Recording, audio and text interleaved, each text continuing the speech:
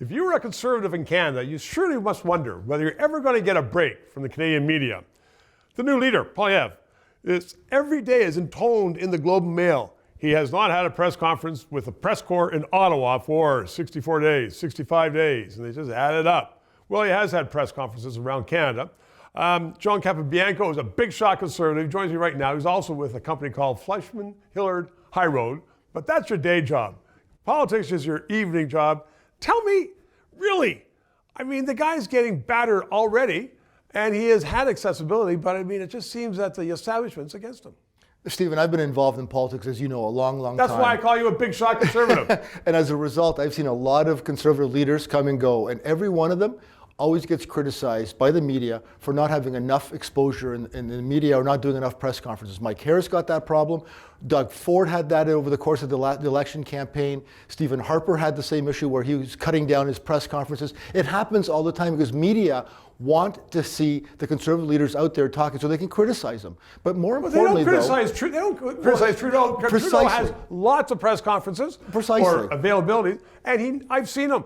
I know. He never answers a question. No, I know. Mr. Prime Minister, what about this? And he gives his a three-letter answer. What about this? And he never answers a question. They never say that. No, they never say it about any other leader, including even the NDP leader, Jagmeet Singh. They don't complain about him being on or off the media in course of days. But well, what are you going to do about that? You're a communications guy. Well, listen, I think at the end of the day, it's being able to communicate to Canadians the way that you can. Pierre Poilievre did a lot of media at the beginning, and it wasn't so much him saying anything, but by his actions. When he became leader, during the leadership campaign, you know how much print was going on about Pierre Poilievre and some of the issues he was doing? When he became leader, same thing. He did the shadow critics. Yep. He did the reorganization of party headquarters. All that, all garnered media. And that's so to show somebody who was in action. And by the way, he was in Vancouver recently, and he did a press conference in Vancouver. Nobody celebrated that, the fact that he did that. Well, I mean, that in the Globe, they always say the Ottawa press. Right. The Ottawa press, and some people are going to be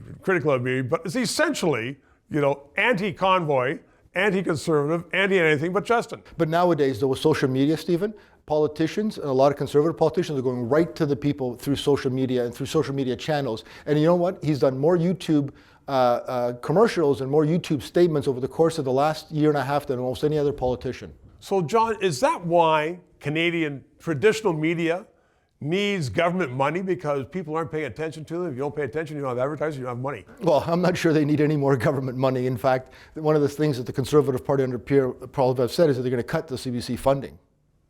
Yeah. Well, we'll have to get him on this show then, and we'll see what he says about that directly with John Capobianco. Always a pleasure, and thank you. 3 minutes. When someone comes up to me in the Buckhorn Hardware and says, "You're Stephen LeDrew," and I go, "Yeah." He says, "I watch you every day because I want to learn what's going wrong in this country. We're doing something right because other people are not reporting things. If you agree, please subscribe and PayPal and enjoy."